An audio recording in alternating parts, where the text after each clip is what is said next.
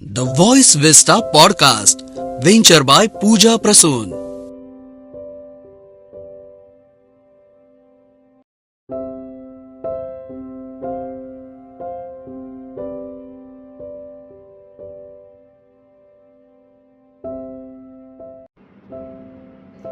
Voice Vista podcast venture by Pooja Prasoon मध्ये आपल्या सगळ्यांचं अगदी मनापासून स्वागत करतो.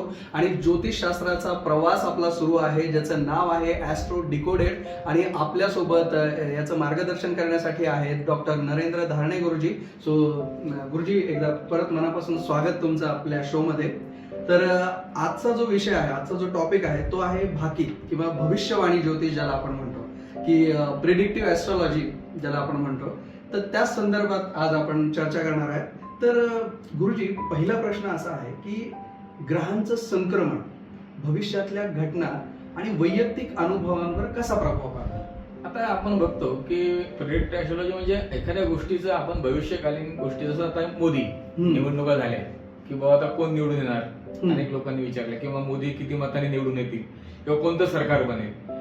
तर त्याला मेदिनीय ज्योतिष म्हणतात. म्हणजे एखाद्या विशिष्ट देशातल्या गोष्टींवर विचार करणे.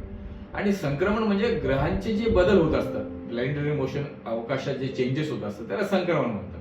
जसं रवी हा प्रत्येक महिन्यात बदलत असतो, जेव्हा तो मकर राशीत जातो तेव्हा मकर संक्रांत असते. बरोबर. तर ती का बरं महत्वाची?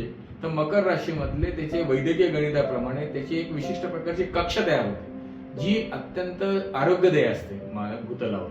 आणि म्हणून मकर संक्रांतीचं म्हणून त्या काळात तिळ खातात किंवा गरम पदार्थ खातात, ज्यामुळे शारीरिक पुष्टी मिळते. म्हणून मकर संक्रांत आरोग्याच्या दृष्टीने महत्वाची असल्यामुळे मकर संक्रांतीचं महत्व. तसा रवी हा प्रत्येक महिन्यात बदलतोय.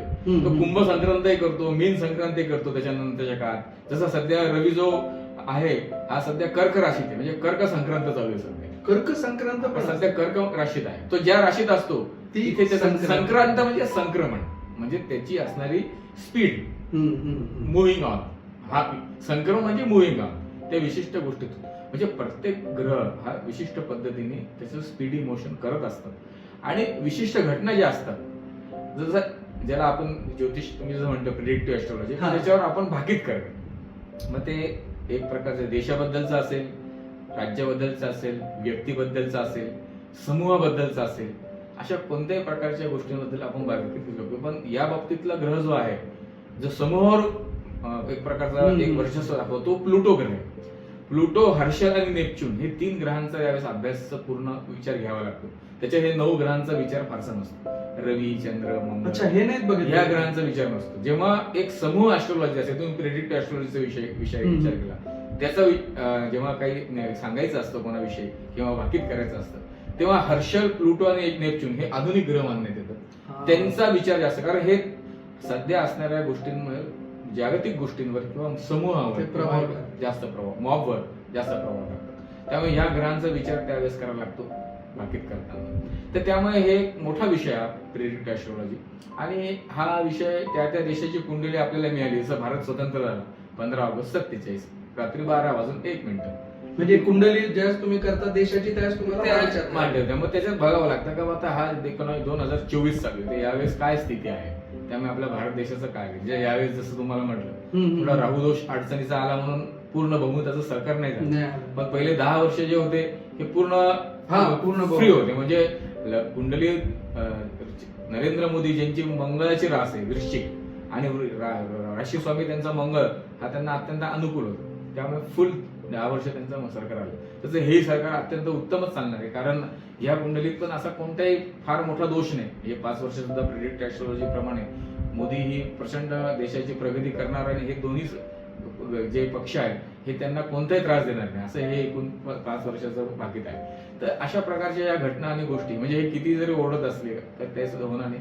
माझा तर अभ्यासानुसार मोदी परत एकदा पंतप्रधान होते, पुढची चौथी टर्म 2032 पर्यंत मोदी पंतप्रधान राहतील, असा माझा ज्योतिषशास्त्रीय अभ्यास आहे. म्हणजे कुंडली शास्त्र जे आहे, मोदींची जी कुंडली माझ्या संग्रही आहे त्याचा वाचवार करता मोदी चौथ्यांदा परत पंतप्रधान होतील. 2032 ते मात्र पद सोडतील, कोणीतरी उत्तराधिकारी नेमून नंतर ते निवृत्ती घेतील, अशी ही योग आहे. म्हणजे सांगायचा उद्देश कसा, ते एवढ्या मोठे प्रेडिक्शन हे आपल्याला कुंडलीहून करता येतं. आणि त्या दृष्टीने जीवनाची आपल्याला संपूर्ण एक प्रकारचा आधार ज्योतिषशास्त्रानुसार जर घेतला तर जीवन अधिक सुखमय आणि आनंदी प्रोग्रेसिव्ह राहतं, प्रगतिशील राहतं असं बघण्यात. म्हणजे मेदिनी ज्योतिष जे आहे तर ते मोठमोठ्या गोष्टी ज्या आहेत त्यांच्या समूह. भाकितांसाठी, हा समूह ज्याला म्हणतो आपण, तर त्या भाकितांसाठी ते वर्तवण्यात येतं. तर मला एक गोष्ट सांगा की जसं तुम्ही म्हटलात की त्याच्यामध्ये नेपच्यून, प्लुटो आणि हर्षल हे ग्रह पाहिले जातात.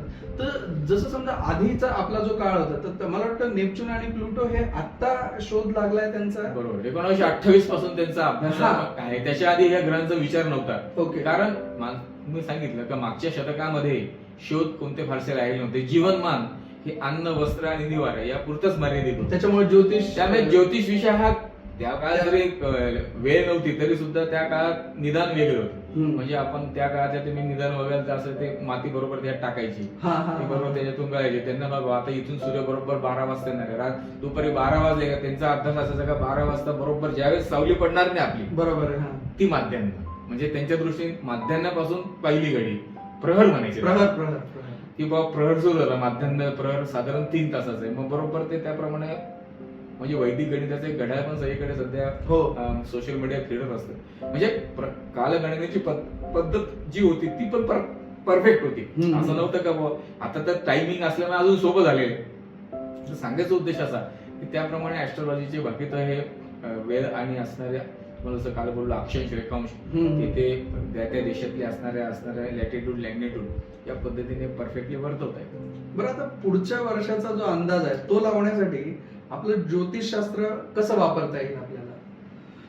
आता प्रत्येक वर्षाचं ज्योतिषशास्त्रात जी काही प्लॅनेटरी मोशन किंवा अवकाशातली स्थिती बदलते त्याप्रमाणे त्या वर्षाचं भाकीत करता येतं. आता नॉर्मली ज्योतिषशास्त्रामध्ये तुम्हाला मी म्हटलं का 12 राशी, 27 नक्षत्र हे आहेत आणि प्रत्येक महिन्यामध्ये प्रत्येक ग्रह बदलतो. फक्त शनी महाराज जे आहेत हे शनी महाराज 2.5 वर्षांनी राशी परिवर्तन करतात. गुरु 13 महिन्यांनी राशी परिवर्तन करतात. बाकी सगळे ग्रह प्रत्येक महिन्यात बदलत असतात. म्हणजे थोडक्यात प्लॅनेटरी मोशन ज्याला गोचर भ्रमण, की हा गोचर भ्रमण आणि अशी राशींचे चलन प्रत्येक ग्रहाचे होतात. स्थिर फक्त 2च असतात, शनी आणि गुरु. बाकी आणि 18 महिने राहू केतू पण 18 महिन्यांनी बदलतात.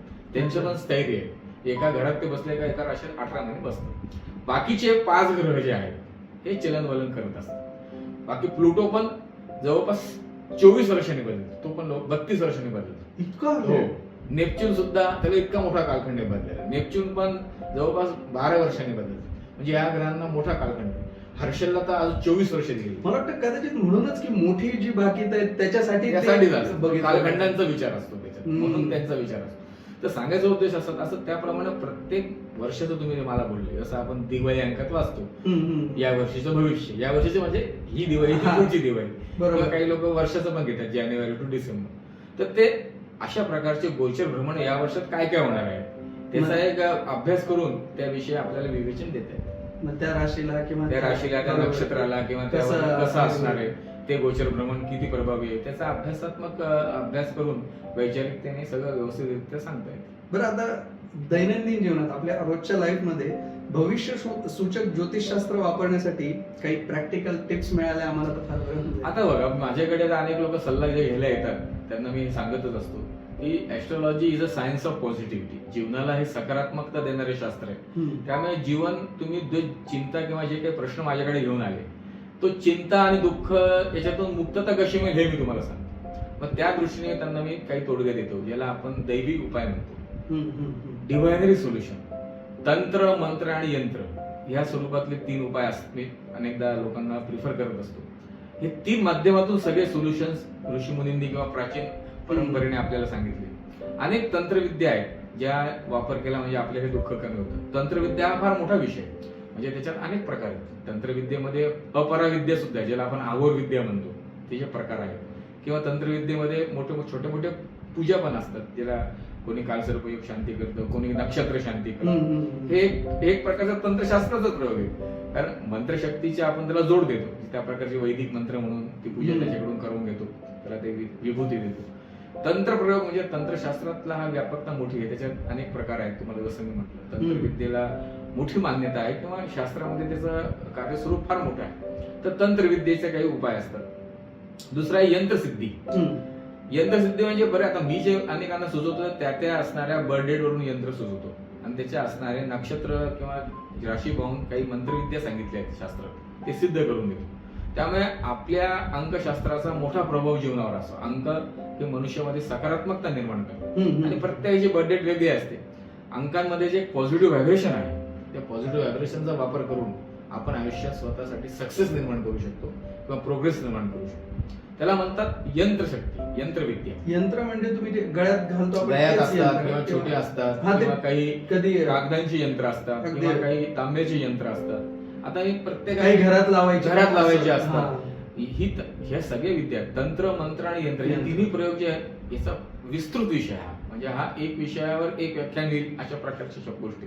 आणि याचे उपाय जीवनामध्ये माणसाला एक प्रकारची स्टॅबिलिटी देतात. म्हणून जेवढे जगात यशस्वी लोक असतील, राजकारणी असो, पुढारी असो, व्यापारी असो, बिझनेसमॅन असो, कॉर्पोरेट असो, बँकिंग फील्डचे लोक जे महत्तम पोझिशनला पोहोचलेले, ते कोणते ना कोणते धार्मिक उपाय करतात आणि आपलं जीवन समृद्ध करण्यासाठी वापर करतात. तर तंत्र, मंत्र आणि यंत्र, तर त्या दृष्टीने काही विशिष्ट वनस्पती सुद्धा काही चमत्कारिक असतात. अनेक लोक माझ्याकडून घेतात, अनेक लोक मला म्हणतात तुम्ही काय वनस्पतींची विविध प्रकार आहेत. म्हणजे शास्त्रामध्ये आपल्या प्राचीन ऋषी परंपरेमध्ये किंवा या ज्योतिष विद्येमध्ये वनस्पतींचा वापर आपल्या जीवनात केला तर आपलं जीवन अधिक समृद्ध होतं. मी तर अनेकांना अनेक प्रकारच्या वनस्पती सुचवतो त्यांच्या जीवनात, आणि त्यांनी त्या वनस्पतींच्या विविध मंत्रसिद्धी करूनच देत असतो मी. ती वापरल्यामुळे त्यांचे अनेक अनुभव जीवनात लिहून पाठवतात की आम्हाला तुम्ही दिलेल्या वनस्पती तुम्ही हा फायदा. तर असं तंत्र, मंत्र आणि यंत्र हे ते जे 3 माध्यम आहेत ते मानवी जीवनासाठी कल्याणकारक गोष्टींचं आपल्याला एक प्रकारचं प्रबोधन करतात. आणि हे मी अनेक लोकांना सांगतो की ज्योतिषशास्त्र अनेक लोकांना उपाय जे देतात या 3 माध्यमातलेच असतात, जेणेकरून मानवी जीवनात एक प्रकारच्या अपेक्षा पूर्ती होण्याच्या दृष्टीने आपल्याला जीवनात अनुभव येतो. आणि हे वनस्पती जे तुम्ही म्हणालात आता, तर ते वनस्पती म्हणजे त्या खायच्या वनस्पती ह्या जवळ ठेवण्याच्या असतात. तुम्हाला कल्पना असेल, श्री हनुमानजींनी जेव्हा लक्ष्मणाला रामायण ग्रंथात बघितले का ती शक्ती लागली आणि त्यासाठी ती संजीवनी बुटी आणण्यासाठी सांगितलं तुम्ही एकच तुम्ही आणू शकताय हिमाचल प्रदेशमध्ये, हिमालयामध्ये. आणि हनुमान तीव्र गतीने गेले आणि त्यांना काही समजेना, तो पर्वतच उचलून आणला. त्या सांगायचं होतं का बरं, तर हिमाचल प्रदेश किंवा हिमालयाच्या कुशीमध्ये अशा अनेक दिव्य वनस्पती आजही अस्तित्वात आहे. आणि त्याचं ज्ञान असलेले लोक जरी कमी झाले तरी आजही ते लोक अस्तित्वात आहेत. त्यापैकी माझे काही गुरुवर्य आहेत, तर मी त्या वनस्पती मागवतो ज्या माझ्या ईश्वर कृपेने ज्यांना साक्षात्कार माझ्या जीवनात झाला. त्यामुळे 15-16 प्रकारच्या एक तेजस्वी वनस्पती जीवनाला आधार देणाऱ्या आहेत, मानवी जीवनातले प्रश्न आणि चिंता कमी करणाऱ्या आहेत. त्या वनस्पती जवळ ठेवायच्या असतात, खायच्या वगैरे नसतात. तो विषय आयुर्वेदाचा झाला. बरोबर, औषधी करणे किंवा त्याच्यावर काही उपाय करणे, जे पतंजली योगसूत्र यांनी पुष्कळ मोठं कार्य त्याच्यावर केलेले. पतंजली योग विद्यापीठाने आजही त्यांचे बरेच प्रोडक्ट आहेत. तो विषय वेगळा, परंतु काही वनस्पती जवळ बाळगण्याने प्रचंड शुभ परिणाम दिसतात. म्हणून पूर्वी बघा ना, कोणते डॉक्टर नव्हते तरी लोक पायीच चालायचे. त्या काळात गाड्या नव्हत्या, बैलगाड्या पण फारशा नसायच्या, तरी त्या काळात अशी आपण माणसं पाहिले का ते 50-50 किलोमीटर पायी चालायची. हो, आणि खाणं पिणं मजबूत सगळंच आपण मजबूत म्हणतो, पण तसं नव्हतं ते. त्यांची क्षमता जरी पण एवढं कसं आहे, तर आता मला सांगायचा उद्देश, आमचे आजोबा होते, ते वय वर्ष साधारण 96 वर्ष जगले, आमच्या आईचे वडील. तर त्यांच्या वेळेला त्यांनी मला आठवतं लहानपणी शिकवलेली गोष्ट, म्हणजे सांगितलेली गोष्ट, की एक विशिष्ट वनस्पती ते ठेवायची. ते या आपल्या पर्वतरांगांमध्येच राहायचे. शेती मुख्य व्यवसाय होता आणि धार्मिक गोष्टींमध्ये ते कार्यरत होते. तर एक खेड्यातून दुसऱ्या खेड्यात जावं लागायचं. ते अंतर कमीत कमी 30 मैल, त्या काळात मैल म्हणायचे, आता सध्या किलोमीटर, कमीत कमी साधारण 40-50 किलोमीटर फिरणं असायचं. जेव्हा बैलगाड्या पण फारशा चालत नसायच्या, रस्ते बरोबर नसायचे, तर एक मुळी असायची त्यांच्याकडे की ते तोंडात ठेवायचे. आणि मी म्हणायचं का आजो तुम्ही इतके कसे चालून आले, ही चमत्कार आहे. आणि ते ठेवायचे आणि इतके फिरायचे, काही शेवटपर्यंत झालं नाही आणि 96 वर्ष वाढली. म्हणजे त्यांनी सांगितलेली त्या मुळीची महती, आता त्यांना कोणी दिली त्याविषयी ते काय एवढं नाही मला सांगितलं नाही. ते म्हणजे ही जादूची मुळी, ही खिशात ठेवली का आपण किती पण चालायचं. आता तिने मजेने सांगितलं की मला माहित नाही, म्हणजे मला ठेवायची आणि त्याच्याने ते एवढे चालायचे आणि आयुष्यभर उत्तम आरोग्य आहे. मला म्हणायचा उद्देश अशा दिव्य वनस्पती आपल्याकडे आहेत. आणि माझ्या नंतर मला जे गुरु मिळाले किंवा ज्यांनी मला काही मार्गदर्शनपर विद्या या क्षेत्रात शिकवल्या, तंत्र मंत्र यंत्र स्वरूपातले, ते बडावडासन आखाड्याचे संत आहेत, आता सिंहस्थात येतील, ते MSc झालेले 10,008 त्यांच्याकडे पदवी असतात. ते स्वतः MSc असलेले पण त्यांच्या पण काही तंत्रविद्यातले काही मंत्रशक्ती मला त्यांनी शिकवल्या, ज्यामुळे लोककल्याणाकरता मी ते वापरत असतो. तर त्यांनी काही जे काही मला वनस्पतींचे विद्यांचे काही गोष्टींची माहिती दिली.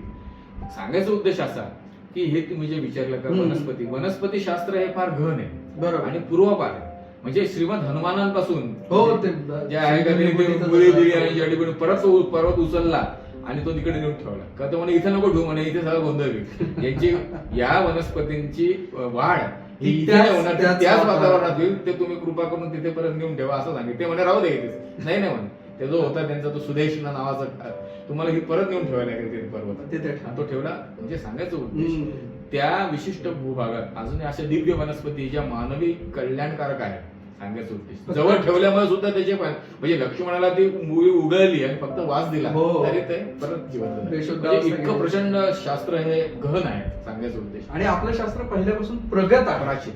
फक्त त्याचे माहितगार असणारे लोक नसल्यामुळे किंवा त्याचा एक संशोधनात्मक विचार राहिला नाही, झाला नाही, किंवा त्या प्रकारची पिढीची निर्मिती झाली नाही असं म्हणा. अशा प्रकारच्या गोष्टी काही कारणास्तव काळाच्या ओघात लुप्त झाल्या, त्यामुळे ती विद्या लुप्त झाली असं तुम्ही म्हणू शकता दुर्दैवाने. परंतु त्या गोष्टी अस्तित्वात आहे आणि जे थोडेफार प्रमाणात त्या मिळवतात आणि जनकल्याणासाठी त्याचा वापर करता येतो हे मी अनुभवतोय. आणि त्या दृष्टीने मी अनेकांना त्याचे झालेले शुभ परिणाम लोक जे लिहून पाठवतात त्या रूपाने मी शेअर करत असतो. नाही, एकदा मला पण यायचंय तुमच्याकडे, मी तुम्हाला म्हटलेलंच आहे. सगळ्यांसाठी आहे, सगळ्या कल्याणासाठीच हे कार्य ईश्वराने आपल्याला दिले आणि त्यासाठीच ज्योतिषशास्त्र आहे. जनकल्याण, लोकभावना आणि लोककल्याण व्हावं, आयुष्यात ज्या चिंता आहेत त्या कमी व्हाव्या आणि आयुष्य आनंददायी आणि प्रगतिशील राहावं. ज्योतिषशास्त्राचा वापर हा यासाठीच निर्मित्यांनी केलेला आहे. त्याचा आपण वापर केला म्हणजे आपण आनंदी राहतो, याच्यात काही शंका नाही. आणि आता आजचा एपिसोड संपण्यापूर्वी एक शेवटचा प्रश्न आहे की भविष्य सूचक ज्योतिषशास्त्र समजून घेणं भविष्यासाठी माहितीपूर्ण निर्णय आणि नियोजन करण्यात कशी मदत करू शकतं? भविष्य सूचक घटना बऱ्याच वेळा स्वप्नांद्वारे दिसतात, जे काहीतरी आध्यात्मिक साधना रोज करतात. म्हणून असं म्हटलंय की ज्योतिषशास्त्राचा अभ्यास करणारे म्हणा किंवा जे मार्गदर्शन करतात त्यांनी स्वतः एक साधना आणि सिद्धी ठेवणं आवश्यक आहे. रोज नित्य उपासनेमध्ये म्हणजे सगळ्याच जगातल्या सगळ्याच लोकांनी काहीतरी 10 मिनिटं तरी ईश्वरी साधना करावी. जप असो, गुरुमंत्र असो, काही पोथी वाचन असो, ग्रंथ वाचन असो, ईश्वराची पूजा असो, रोज काहीतरी साधना जर केली तर साधनेने माणसाला, असं म्हटलं रामदास स्वामींनी, उपासनेला दृढ झालं व्हावे. म्हणजे उपासना ही नित्य करावी, ज्याला आपण साधना, कोणत्या तरी ज्याच्यावर तुमची श्रद्धा असेल, राम, कृष्ण, दत्त महाराज किंवा गुरु परंपरेतले साईबाबा, गजानन महाराज, स्वामी समर्थ. म्हणजे सांगायचं उद्देश उपासना नित्य आवश्यक आहे. तर तुम्ही जे म्हटलं तर ती केल्यामुळे माणसाला आत्मशक्ती प्राप्त होते, जी जीवनात आपल्याला एक लीड करते आपल्या कामांसाठी. आणि ऍस्ट्रॉलॉजी आणि अध्यात्म याचा जवळचा संबंध आहे. त्यामुळे आध्यात्मिकतेसाठी असल्यास, व्यवस्थित असल्यास आपल्याला जीवनामध्ये अध्यात्म आणि ज्योतिष प्रॉपर मार्गदर्शन करतं आणि जीवन आपलं सोपं आणि इझी होण्यास मदत होते. म्हणून नित्य उपासना ही फार आवश्यक आहे. ती ज्योतिष सांगणाऱ्यांसाठी पण आहे आणि ज्योतिष विचारणाऱ्यांसाठी पण आहे. सो आजचा एपिसोड इथे संपलेला आहे ॲस्ट्रो डिकोडेडचा. आणि तुम्ही आम्हाला बघताय voice Vista podcast venture by Pooja Prasoon मध्ये. आणि लवकरच म्हणजे आता जो पुढचा एपिसोड येणार आहे त्याच्यामध्ये आपण बोलणार आहोत ज्योतिष आणि करिअर मार्गदर्शन. आणि त्यामध्ये ऑब्व्हियसली आपल्याला मार्गदर्शन करण्यासाठी असतील आपले डॉक्टर नरेंद्र धारणे गुरुजी. सो लवकरच भेटूयात पुढच्या एपिसोडमध्ये. तोपर्यंत आपला दिवस शुभ असो. धन्यवाद. Thank you for tuning into the voice vista podcast. आप और भी इंटरेस्टिंग शो सुन सकते हैं thevoicevista.in पर. ये शो कॉन्सेप्चुअलाइज किया है पूजा प्रसून ने, प्रोड्यूस किया है द वॉइस विस्टा ने. गेस्ट कोऑर्डिनेशन में हमारे साथ रही सुनीता जी चौहान. डिजाइन किया है टीम क्रिएटर्स डेन ने. साथ ही एडिटिंग और प्रोडक्शन के लिए धन्यवाद टीम लर्निंग बी को. प्रोमो वॉइस दिया है राहुल ढोले ने. लाइक, फॉलो और सब्सक्राइब करना ना भूलें.